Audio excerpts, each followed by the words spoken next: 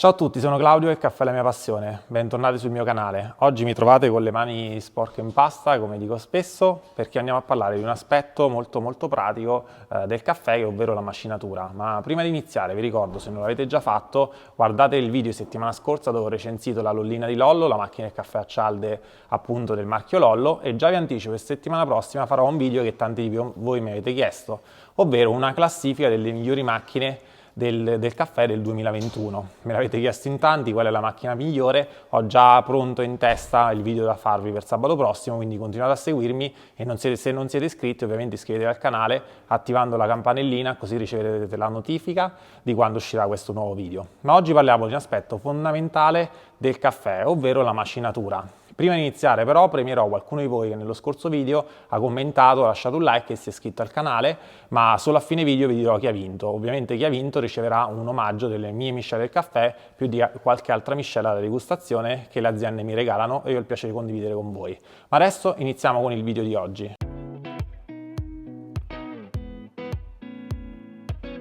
Oggi parliamo di una delle regole fondamentali del caffè, che sono le 5M. Le 5M sono la miscela del caffè, la macinatura del caffè, la macchina del caffè, la manutenzione della macchina del caffè e la mano che fa il caffè. Questa regola delle 5M dobbiamo sempre tenerla in testa, perché non basta una buona miscela di caffè per fare un ottimo caffè, ma ci vuole l'unione di queste 5M. Oggi vi parlo di un aspetto fondamentale che è quello della macinatura. La macinatura, per chi utilizza ad esempio la moka, in realtà l'ha già fatta e curata il torrefattore, quindi il torrefattore ha preso le sue miscele, le ha macinate e le ha già testate per un'estrazione in moka. Quindi chi utilizza la moka semplicemente compra la classica mattonella a 250 grammi di caffè, 200, 300, quello che è, la mette in moka, deve solo stare attento al dosaggio e a non pressarlo all'interno del filtro della moka. Chi invece ha la macchina cialdeocapsule utilizzerà appunto le cialdeocapsule. Anche lì sono prodotti già pronti e già fatti dal torrefattore, quindi il torrefattore ha deciso la giusta dose di caffè, la giusta macinatura di caffè per portare un'estrazione perfetta di quella miscela secondo la macchina. Però, come ci dicevamo nella regola 5M, poi subentra la manutenzione della macchina, la scelta della macchina e altri fattori che fanno il risultato in tazza. Oggi però parliamo di macinatura soprattutto per quelle macchine espresso. Qui vedete la mia macchina espresso / semiprofessionale con cui io faccio tante prove. Chi ha queste macchine solitamente si deve macinare con il proprio macinino la miscela di caffè che andrà a fare. E questo è un aspetto molto determinante per i risultati in tazza e vi mostrerò perché. Quindi, prima di iniziare a parlare, vi faccio delle erogazioni di caffè che poi andiamo a farci delle riflessioni sopra e andiamo a vedere come sono diverse.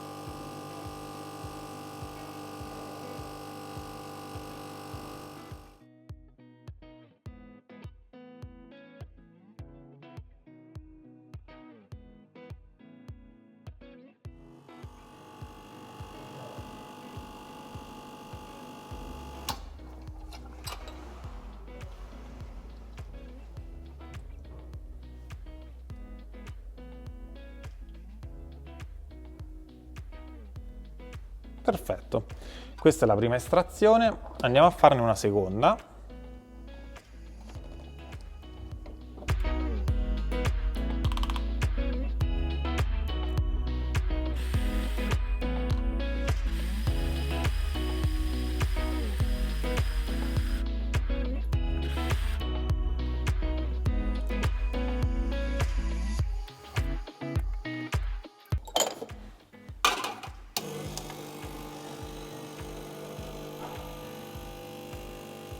Dai, dai, dai, dai, fai il bravo.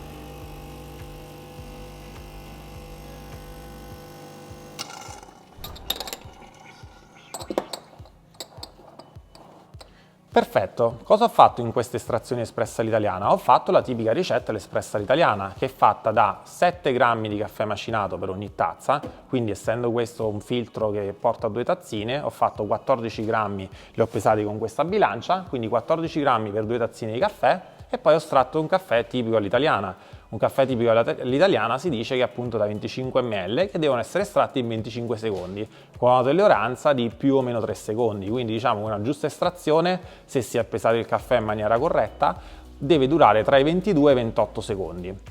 Come avete visto, ho fatto 3 erogazioni totalmente diverse, ma perché sono state totalmente diverse? E i risultati in tazza, assaggiandoli, sono venuti veramente diversi. Se io assaggio il primo caffè che ho fatto,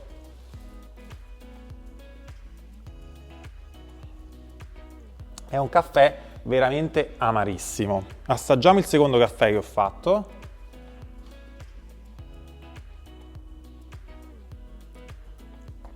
È un caffè molto corposo. Abbiamo visto che tutti hanno fatto tanta crema. Comunque un caffè molto corposo ed equilibrato. Se assaggio invece l'ultimo caffè che abbiamo fatto,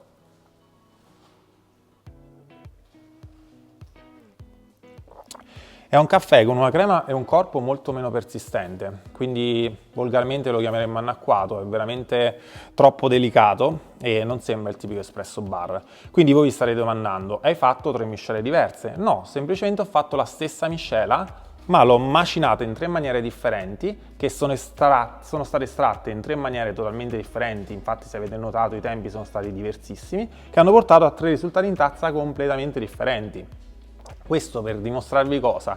Che quando andiamo in un bar, che magari non rimaniamo soddisfatti, non dobbiamo sempre pensare di dare la colpa al caffè che si è bevuto, ma dobbiamo anche cercare di andare a vedere dove magari si è sbagliato. Se vediamo un caffè che viene erogato in così tanti secondi, come è stato il primo, che ha avuto un'estrazione di oltre 35 secondi, quell'estrazione si chiama sovraestrazione, ovvero c'è stata una estrazione eccessiva, il caffè è stato troppo tempo in infusione, con l'acqua bollente ha fatto sì che venisse un risultato in tazza molto corposo ma troppo bruciato, mi ha lasciato dei sentori di astringenza e di amaro veramente persistenti. Quindi quando troviamo un caffè troppo amaro, troppo bruciato, potrebbe essere colpa o della miscela scadente oppure potrebbe essere colpa di un'estrazione sbagliata. Quindi per farlo dovete avere coscienza del tipo di estrazione che è stata fatta. Se io ho fatto 14 grammi come dalla giusta ricetta del caffè all'italiana, l'estrazione è durata troppo, probabilmente prima di dare colpa alla miscela devo regolare la macinatura perché questa estrazione è stata sovraestratta ed è durata troppo.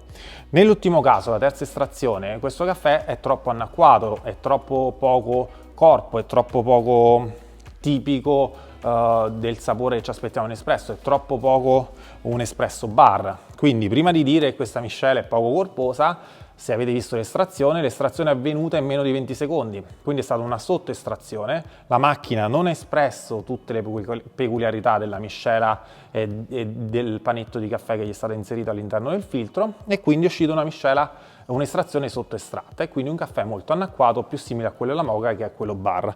Se invece avete visto l'estrazione, adesso il colore lascia a desiderare perché nel mentre si sono raffreddati, ma se avete visto l'estrazione centrale è durata perfettamente 25 secondi perché io ho regolato la macinatura alla perfezione e la macinatura dipende dalla temperatura dell'ambiente, dall'umidità dell'ambiente, dalla miscela che si usa. È venuta un'estrazione perfetta ed è perfettamente bilanciato il corpo, tipico corpo di un'espressa all'italiana, l'amaro, la giusta dose di amaro ma non troppo, ma anche la giusta dose di acidità e di quegli altri sapori che ci aspettiamo da un buon espresso. Questo per dirvi cosa?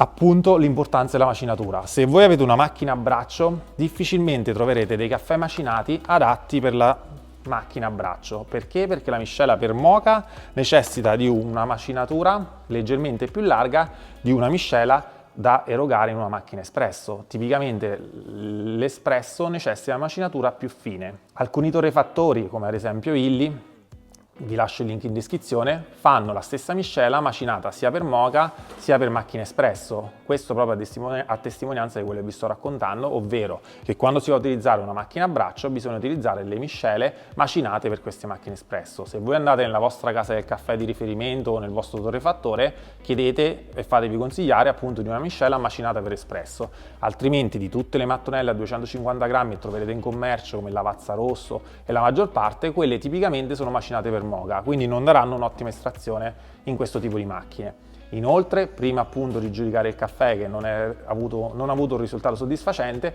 valutate queste tipologie di controlli che vi ho fatto vedere adesso, cioè la grammatura che avete messo all'interno della macchina a braccio e soprattutto i tempi di estrazione, perché fanno più i tempi di estrazione piuttosto che la miscela. Come vedete la miscela, io ho utilizzato la mia miscela a braccio, che è una miscela molto forte e tipica bar. Ho fatto la stessa miscela ma sono riuscito a ottenere 3 risultati completamente differenti. In quella che è uscita con difficoltà lo trovo molto astringente, in quella che è uscita troppo veloce lo trovo troppo debole di corpo e poco corposo appunto, in quella centrale sono riuscito a trovare il giusto equilibrio, ma è stata la mia mano che è riuscita a trovare appunto questo equilibrio e trovare la giusta guarda di un vero espresso all'italiana. Quindi prima diciamo di dare la colpa al caffè dovete essere a posto con, come ci dicevamo prima, dalla regola 5M, la miscela deve essere buona, ma ci deve stare un'ottima e una giusta macinatura che ogni bar dovrebbe ritarare almeno una volta al giorno. Il barista appena apre il bar dovrebbe riprovare una sua estrazione sulla macchina di quella miscela in quel giorno, perché in quel giorno ci potrebbero essere condizioni di temperatura e di umidità, come dicevo, diverse che fanno sì la macchina va ritarata. Quindi se siete baristi mi raccomando fatelo perché è fondamentale per i risultati in tazza. Ricordatevi 25 secondi più o meno 3, ovvero tra i 22 e i 28 si considera una buona estrazione. Ovviamente questo per 25 ml che è il tipico espresso all'italiana, non possiamo avere gli stessi tempi se facciamo una tazza di americano o un super ristretto. Bene, ora vi faccio vedere da vicino, anche se è passato tempo, la differenza tra le 3 estrazioni. Vedete la prima ha perso totalmente il corpo e la crema, mentre l'ultima ovviamente è quella che ha più corpo, ma in realtà ne ha talmente tanto che è rimasto ancora denso a distanza di tutto questo tempo che è freddo, ma ha portato a troppo amaro e troppa astringenza. Mentre l'ultimo fatto, nonostante dovrebbe essere l'ultimo appunto e il più caldo, ha già perso totalmente la crema e il corpo. Quindi come potete vedere è stata la stessa miscela, sono bastate 3 macinature diverse per fare dei risultati in tazza completamente diversi. Perfetto! Spero che questo video vi sia stato utile, vi ho spiegato una delle 5M, magari se vi interessa l'argomento lasciatemelo scritto nei commenti, ditemi se il vostro barista rispetta i tempi di estrazione e ditemi se vi fa piacere approfondire anche le altre 5 regole, le altre 5M dell'espresso perfetto all'italiana. Io prima di chiudere il video vi lascio innanzitutto ricordandovi settimana prossima farò la classifica delle macchinette migliori di questo 2021 e adesso vi lascio ovviamente al sorteggio di chi ha vinto tra quelli che hanno commentato il video di settimana scorsa. Un saluto e a sabato prossimo. Bene, vediamo chi ha vinto di settimana scorsa che è iscritto al canale e ha commentato il mio ultimo video. Complimenti a Luca Tengerlini. Luca, grazie per aver commentato il mio ultimo video e ricordo a tutti di commentare, lasciare un like e iscriversi al canale, così potreste essere voi a vincere settimana prossima. E Luca, scrivimi alla mail che trovo in descrizione, ti regalerò un omaggio delle mie miscele e di qualche altro caffè che mi è stato omaggiato dalle aziende.